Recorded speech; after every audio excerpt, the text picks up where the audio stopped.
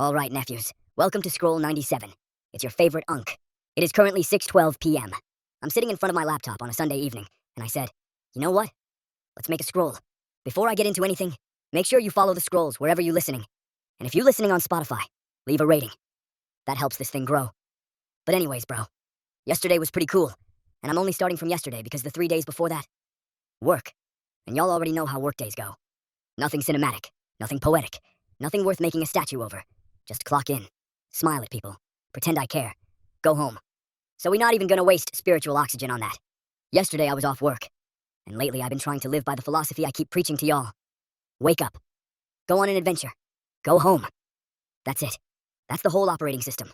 You don't need to know everything. You don't need a perfect plan. You don't need a destination that makes sense to other people. Just wake up, go outside, let the world touch you a little bit, then come back with a story.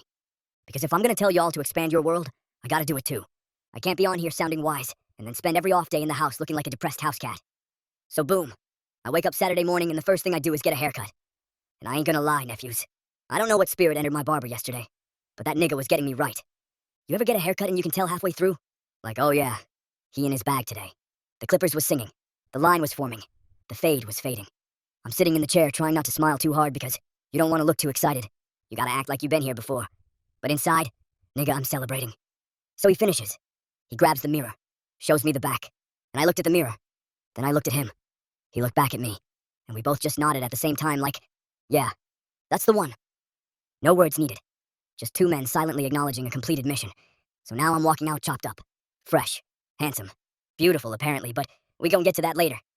So I'm like, okay, we gotta keep the vibes going. Where does a freshly chopped unk go after a haircut? Waffle House, obviously. I pull up and get the unk special. Chocolate chip waffle, sausage hash brown bowl. That combination has never failed me. Not once. That meal is reliable, like a country uncle with jumper cables. I sit down at the bar because that's my spot. I love sitting at the Waffle House bar. It makes me feel like I'm in a southern anime. And one thing I love about Waffle House is that every type of person goes there. Hood niggas, old white couples, young families crammed into booths, truck drivers, college kids, a divorced man staring into coffee like he just lost a custody battle. Everybody. Waffle House is the closest thing America has to neutral ground. Nobody better than nobody in Waffle House. We all equal under that fluorescent light. So I'm sitting there with my food, maybe my journal, maybe my iPad, just locked in. I smash the waffle. I smash the bowl. And boom. Day already off to a great start. Fresh haircut. Waffle House. Sunlight. Possibility. But later on that day, bro, I saw something that kind of shook me up. I saw this dude I've known for a long time. And this dude always felt like an unk to me. Like Unk's uncle. One of them older hood niggas that always seemed like they had everything handled. Macho. Cool. Hustler energy. Always standing like life couldn't touch him. And I look down, and this man ain't got no leg. And I'm like, damn, what the fuck? So I ask my boy what happened, and he tells me he had to get it amputated. And bro, that shit humbled me. Because you really do not know what people are fighting behind closed doors. You see somebody walking around tough. You see somebody joking. You see somebody moving like they got it all under control. And the whole time, life might be beating their ass in a room you don't have access to. And I started thinking about how crazy that must be mentally. Like imagine waking up and knowing you're about to go to the hospital and they're about to take your leg. You go to sleep with a leg. Wake up without one. That's insane. That's not just physical. That's spiritual. That's emotional. That's identity. That's looking at your body and having to renegotiate your relationship with yourself. And I ain't trying to be too dramatic because I think it was below the knee, so we can still get a prosthetic. Put some J's on that bitch. Throw on some long pants. Boom. Back outside. But still, bro. That's heavy. God bless him for real. And that kind of sent me into this whole mortality spiral. Not a bad spiral, but just one of them reminders. Like, bro, life is fragile as hell. People been dying tragically lately. Plane crashes. Helicopter crashes. Tay Keith passed away a mile from my house. Literally. People just leaving suddenly. And I ain't gonna lie. One of my biggest fears is being out on some adventure and the plane crash. Like, bro, I finally decide to live life. Finally book the trip. Finally go outside my comfort zone. And then the aircraft say, nah. That would piss me off so bad. I know I'd be dead, but spiritually I'd be irritated. Like, Lord, what was the lesson here? Because sudden death is scary. It's heartbreaking. It makes you realize how little control we really have. And that's why I'm thankful for the people who pray for me. For real. I need God covering me. I need protection. Because every now and then, God shakes the pot and reminds everybody that this life thing is not sweet. Niggas can go at any time. And I remember when Kobe died. Kobe, his daughter, those kids, those families. That was one of them moments where I looked at the sky like, Lord, what are we doing? Because you know everybody dies. You understand that intellectually. But when tragedy hits like that, it still feels impossible. Especially somebody like Kobe. Somebody who meant something to the world. Somebody who represented work, discipline, greatness, obsession, legacy. Then boom, gone. That's the part about life that don't make sense. But I guess that's also why you gotta live. Because you don't know how much time you actually got. So after that shook me up a little bit, I came home and cleaned my apartment. Because I had been slacking. And I don't know about y'all, but when my apartment dirty, my spirit gets dirty too. I can't think straight when there's dishes looking at me, laundry looking at me, trash looking at me, shoes in the wrong places. The whole apartment starts feeling like my brain has a physical location. So I cleaned up, got the space right, and around 4 or 5 o'clock I said, okay, time to live the philosophy. Wake up, go on an adventure, go home. So I get dressed, fresh cut still popping, tank top, shirt over it, pants, shoes, little smooth fit. Nothing too crazy, but enough to let the city know Unc has entered the chat. And I walk outside looking for a scooter. Because once I find a scooter, the adventure officially starts. I'm not even sponsored by Lime. Elon ain't paying me for this. I don't even know if Elon owns Lime. Probably not. But I'm blaming him anyway because that nigga be somewhere near every machine. But listen, the scooter subscription? Low-key a good deal. $5 a month, and you get rides for like $2 and some change up to 20 minutes. That's pretty solid. That's transportation for wandering niggas.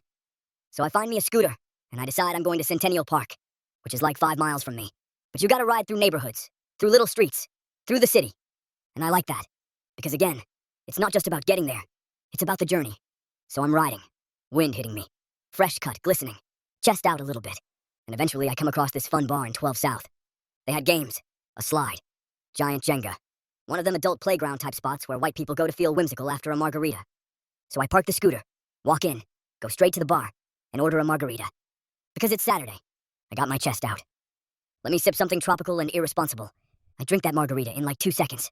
Look around, and I'm like, damn, it's just a bunch of white people in here. Which is not shocking. It's 12 South. That's basically where oat milk goes to reproduce. But then I see this black DJ. She got this low blonde haircut, cool energy. And I'm like, okay, she black, I'm black. We both in this white space. Let me go say what's up. And then I notice she's sitting right by this giant Connect 4. And I'm like, bro, this is perfect. This is God handing me an opener. Sometimes the universe gives you a layup. You just gotta dunk the ball. So I finish my drink, walk over, and I'm like, you wanna play? She looks at me like, you wanna play me? I said, yeah. Next thing you know, bro, she is DJing with her left hand and playing Connect 4 with her right hand. That is talent. That is black excellence. That is multitasking under capitalism. So we playing, and we talking. She asks what I do. And I'm like, I'm a comedy writer. I kinda walk around, live life, try to collect stories and write about what happens. And she was like, oh my God, that's so cool. And I'm like, yeah, I guess it is. Because sometimes you gotta hear your life through somebody else's reaction to realize, oh yeah, I am doing something interesting. So we play a few games. I win one, she wins one. We bantering. Her friend or manager or whoever is there too. Cool little energy. Then she asks, you want a shot? I said, oh shit. Okay. Now the day has escalated. She comes back with these tall tequila shots. Not no tiny shots either. These were grown-up consequences in a glass. We take the shots. Now I'm starting to get a little hazy. A little goofy. A little, I love everybody in this room. And I'm just sitting there like, damn. I came outside by myself, walked into a random bar, played Connect 4 with a DJ, took tequila shots, and met new people. That's the whole point. That's the philosophy working. If the day ended right there, mission complete. But it was still early. So I'm like, all right, Unc, let's keep it moving. We exchange Instagrams, and I hop back on the scooter heading towards Centennial Park. And on the way, I see this black lounge. Now I've lived in Nashville forever, and somehow I've never been in this place. So I'm like, okay, let's see what that's talking about. But I got my backpack on, because I carry my journal and iPad with me like an intellectual ninja turtle, just in case I end up somewhere and need to write. So I try to go in, and security is like, nah, you can't bring that bag in. And I was like, damn. But I didn't argue, because bro was just doing his job. And honestly, he looked relieved that I didn't argue. You ever see a security guard's face when they realize you're not about to make their night harder? He was probably like, thank you, nigga. So I kept it pushing. Got back on the mission, trying to get to Centennial. Then my scooter dies. Because of course it does. Nothing in life can just work all the way through. So now I'm walking. Then I find an electric bike. And I'm like, bet. We biking now. Only problem is, now I'm on main roads. And I don't really like riding bikes on main roads, bro. Cars be acting like bikes are insects. They see you and immediately get offended. But I had to get there. So now I'm riding down West End, near Vanderbilt, in traffic, cars behind me, people honking, and I ain't gonna lie. I was big dogging that shit. Like, yeah, bitch. I'm on this road too. Respect my handlebars. I'm in traffic like I pay taxes. I'm on this electric bike feeling like a civil rights cyclist. And it was low-key beautiful. Because the city was alive. Cars moving. People walking. Nashville buzzing a little bit, and I'm just cruising through it. Then I pass Wingstop. And nephews. When I tell you I hit them brakes so hard. Skirt. I almost left scooter skid marks on the concrete. Because I fuck with Wingstop. I go inside, and the dude at the register compliments my fit. He's like, "Hey man, I like your shirt." And I'm like, "Appreciate it." And I ain't gonna lie, I had been getting compliments that day. Fit was working. Haircut was working. The palomino was palominoing. So I order my food. 10 lemon pepper wings. 2 Cajun tenders, no fries. Because I'm thinking with strategy. Why would I waste calories on greasy potato sticks when I can get more chicken? That's protein logic. Y'all don't think like me. That's why y'all be full and weak. I'm trying to be satisfied and anabolic. So I smash the wings. Smash the tenders. Still a little buzzed from the tequila. Sitting in Wingstop like, yeah, this is life. Then I ask the register dude for a drink and some ranch. He gives me both for free. So of course I dap him up on the way out. Honorary real nigga. For 1 hour. He didn't know he had the pass. I didn't tell him. But spiritually, it was active. It has expired now. So don't try it. But in that moment, he was covered. So now I'm like, okay, what's next? There's this function in East Nashville I had been thinking about going to. And the DJ from the first bar said she was gonna be there too. So I'm like, damn, maybe I should go. Then I text Madden Girl to see what she's on. She says she going to the function too. Now I'm like, okay, DJ going, Madden Girl going. Maybe the universe is pointing me there. But then my homeboy texts me. And this is one of my best friends in the world. 6'9" Nigerian nigga. That is my dog. He tells me he's in Nashville. So now I'm like, damn, I gotta link with my boy too. But I'm still kinda stranded out in the city. So I text Madden Girl and ask if I can pull up on her at work. She says yeah. She works downtown. I'm in Midtown. So what does Unc do? I hop on the electric bike. And next thing you know, I'm riding through downtown Nashville on a bike. In turning lanes. With cars. Police riding beside me. Shades on. Fresh cut. Chest out. Looking like Offset if he discovered urban planning. I looked like a member of the Migos doing community transit. And I ain't looking at it like, damn, this is far. No. This is the journey. The journey is the whole thing. So I'm zipping through cars. Stopping at red lights. Cruising through downtown like a black superhero with bad brakes. Eventually I pull up to her job. Go upstairs. She's there. I'm like, what's good? Now this place is downtown Nashville, which means it's basically a tourist trap with liquor bottles. I sit at the bar and order a margarita. And I'm thinking, okay, downtown prices are crazy, but how bad can it be? $12? Maybe 18 max? Nigga, $25. For one margarita, 25 American dollars. I wanted to smack somebody's ancestor. Get the fuck out of here. And the worst part is, the drink was already poured. Card already handed over. I was trapped. That was financial terrorism with lime juice. And low-key, it screws the bartender too because who's leaving a good tip on a $25 margarita? Kiss my ass. You and this establishment have already robbed me. Then I'm sitting there drinking this overpriced citrus crime, and I see an ad that says Juneteenth weekend only. 20 wings and fries for $19.99. So you mean to tell me I could have had 20 wings and fries for less than this margarita? That pissed me off all over again. So I drank the fuck out that margarita. I chewed the ice. I licked the salt. I contemplated eating the straw. I was getting every dollar out of that bitch. Every sip felt like I was swallowing $5, just gulping away my savings. But eventually Madden Girl gets off work. The deal was, if I pulled up on her, she'd take me home because we live near each other. So I get in the car with her. And then she tells me something that touched my heart. She says one of the waitresses said I was beautiful. I said, huh? She said, yeah. She said you were a beautiful man. A beautiful man. Nephews. I ain't never got that compliment before. Handsome? Sure. Your mama call you handsome. Old ladies call you handsome. That's standard. But beautiful? Nigga. That hit different. That touched my soul. I had to sit with that. Like, damn. I'm a beautiful man. I've been trying to tell y'all. I'm an emotional palomino. Heavy on the palomino. There I was, strutting into a downtown bar in all my glory, and somebody saw the mane. Somebody saw the spirit. Somebody saw the hooves. Beautiful. And that's not the only little compliment that got me recently. I was thinking about the other night with Moonlight. This girl was kissing me on my ear, had me giggling like Patrick Starr, cheesing like a damn fool. And while I'm over there blushing, she looks at me and says, "You're so cute." And bro, I got past the guard. That's the type of shit that makes me actually like somebody. Not the big dramatic stuff. The small tender stuff. The little warmth.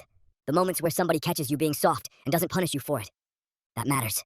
But anyways, after the beautiful man compliment, I'm in the car thinking about the rest of the night, and I realize I already spent $25 on a margarita. The function ticket was like $22. And I'm like, bro, all this adventuring costs money. No lie. You want to be outside?